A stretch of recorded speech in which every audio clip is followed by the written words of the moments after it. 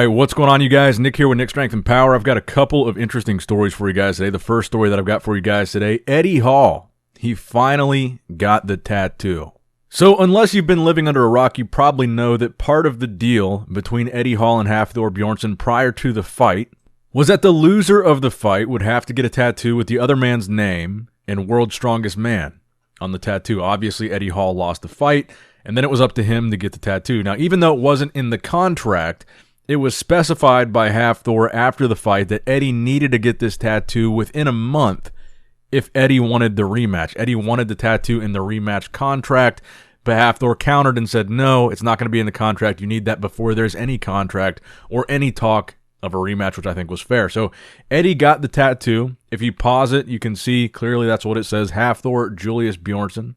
He's got Thor's full name, and it says World's Strongest Man right above it. Now, he got it on the bottom of his foot, which I guess is a little bit of a dig at Thor. But again, Thor did not specify. Thor said he doesn't care where Eddie gets it. He doesn't care how big it is. He doesn't care what color it is. He just wants it to say Hafthor Julius Bjornsson, World's Strongest Man, and Eddie can get it wherever he wants. So Eddie honored the deal. He got it wherever he wants. No problem with him getting it on his foot.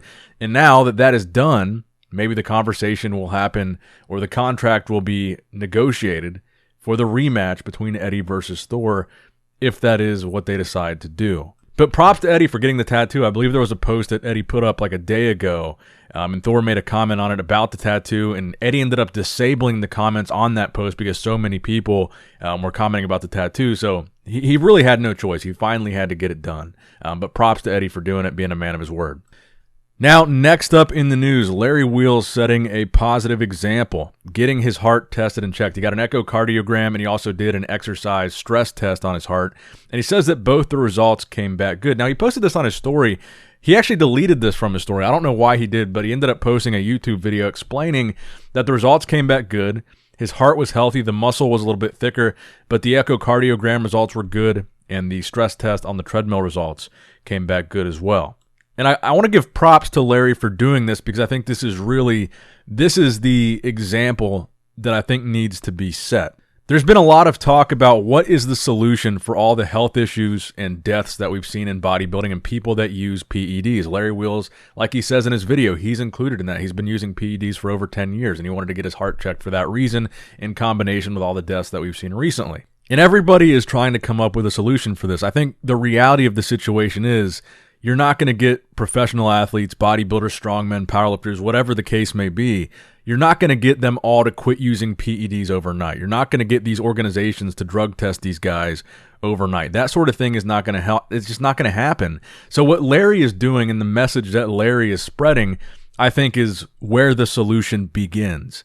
Getting checked, getting your health, the preventive health care of actually getting these tests done before something happens, before you have a heart attack, before you have whatever the issue might be. I think what Larry did is the best place to start looking for a solution. If you are a professional athlete right now, if you're a professional bodybuilder, if you've been taking PEDs for really any amount of time, you should be taking the preventative steps to make sure that your health is good if you are going to continue competing or continue using PEDs, and that there's no red flags or nothing that needs to be addressed first. So if you're watching this right now and you are a professional athlete or you're taking gear or whatever the case might be, you're in that extreme circumstance, follow Larry Wheels' example. Get checked. Get preventative health care. If you feel something weird, look into it. Don't wait until it's too late. And if you don't fall into that category, if you're not using gear, you're not a professional athlete, my advice would be to stay natural for as long as you possibly can. Staying natural, I think, is really the solution to most of this. And if you come to that fork in the road where you got to make that decision, my advice would be just to stay natural. One message that I get very frequently is younger guys, they'll say, hey, can you look at my physique and tell me honestly if you think I have what it takes to be Mr. Olympia? And 99.9% of the time, I'll get back to them. I'll give them an answer and say, no, honestly, I don't. Because they'll be maybe like a high school or college age guy, and they're coming to that point where they want to make that decision. Do I want to try to be a pro bodybuilder? Should I take gear? And realistically, the odds are that most of these guys will never be Mr. Olympia. The odds are that most of them will probably never even turn pro. So for me to say, yes, I think you would be Mr. Olympia someday and encourage a kid to maybe go down that path of taking gear, I think would be irresponsible. So I tell all of them pretty much no. And my advice to all of them is always the same. Stay natural as long as you possibly can. Put off that decision to take gear as long as you possibly can. Just see how far you can go naturally, and then get back to me. But then when you get back to me, my advice is going to be the same. Stay natural. But shout out to Larry Wheels for putting that out there. Now, next up in the news, Iain Valliere, apparently 12.5 weeks out, according to his coach, Patrick Tuor. So, 12 weeks is 3 months. Today is April 20th. 3 months from today would be July 20th. Add a half a week to that, you're looking at July 23rd. Now, what competition is July 23rd? That would be the Chicago Pro. Now, Iain does need to qualify for the 2022 Mr. Olympia this year, so he does need to compete before that show to get to that show, assuming that's the goal.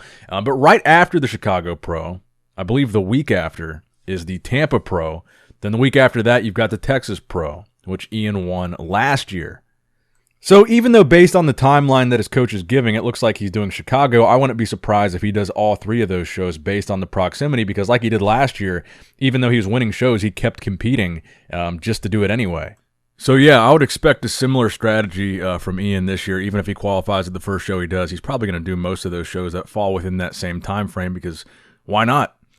Now, next up in the news, a physique update from Nick Walker. Nothing really new, nothing really surprising in this physique update with Nick. He looks massive, like he always looks. Size is the prize and swole is the goal. Outside of Big Ramy, Nick Walker is arguably one of the freakiest men's open pros right now in that division. And he looks like he's keeping it tight. He looks relatively lean in the offseason. I saw someone comment on one of his recent posts, and a couple people sent this to me. The comment was basically wishing him luck in Tampa, where he is physically at right now. I believe he just moved there. But this comment from Brad Willis on his post said, "Growing, wishing you all the success in Tampa, bro." Again, he's just physically there. So a lot of people saw this and they were speculating, does that mean he's competing in the Tampa Pro, which we just talked about with Iain? I don't think there's any shot we see Nick Walker compete in anything other than the Olympia for the rest of this year. He's already qualified. He does not need to compete. He does not need to do any of these upcoming shows to get to the Olympia. I don't think this comment had anything to do with him competing in the Tampa Pro, and I don't think he is competing in the Tampa Pro. I think at this point in time, Nick Walker's singular focus is to improve upon that fifth place placing at the Olympia from last year. That's really all I would want to do if I were him. There's really no point in him doing anything else. I mean, at this point, he's already won all the biggest shows, the New York Pro, the Arnold Classic. So the only thing really left for Nick to do is place top 3 at the Olympia, place higher at the Olympia, win the Olympia. That is really the only thing that would be on my horizon if I were Nick. And I am Nick, I'm just a different one. But to all the people that got excited when they saw that comment, I don't think we're going to see Nick on stage anytime soon. Now, the final story that I've got for you guys today, kind of in a similar vein of Nick Walker when we're talking about young bodybuilding prodigies that have a lot of potential. Nick Walker has already realized a lot of his potential, but one guy that we're waiting to see is GoodVito. And I talked a couple days ago about how GoodVito and his coach announced that he will be making his NPC debut in Brazil in September. But interestingly enough, he just posted a day ago on his Instagram that he's arrived in Brazil already. And he's talked in other posts about wanting to learn English, and now he's apparently moved to Brazil. I think he's going to be there for a while. I think that kind of shows how serious he is about becoming an IFBB pro, about competing in the NPC to get there. And I'm wondering if, because of the fact that he was living in Russia, if that presented any possible challenges for him to be able to compete and do shows in the States, because a lot of the biggest IFBB shows, if he were to turn pro, are in the United States. And if he were still living in Russia, I would imagine there would be some hurdles that he would have to jump over to get to the States and compete at those shows. Again, if he does earn his pro card in Brazil. So I'm wondering if moving to Brazil or staying in Brazil presents an easier kind of, for him to leapfrog from Russia to Brazil than to the United States. I would imagine it would be a lot easier for him to travel back and forth from Russia or from Brazil to the United States than it would be from Russia to the United States. So if he's able to turn pro in Brazil, maybe we'll see him, be based out of there as his pro career begins in the IFBB. Because like I said, I imagine he's not going to have, I don't think, a very difficult time earning that pro card once he starts competing in the NPC.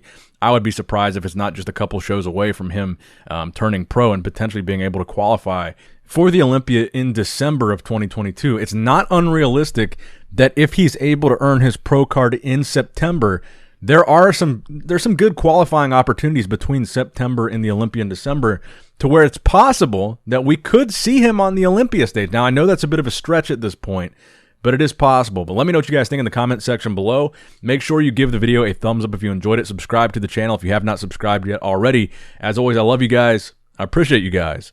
Nick Strength and Power, signing out.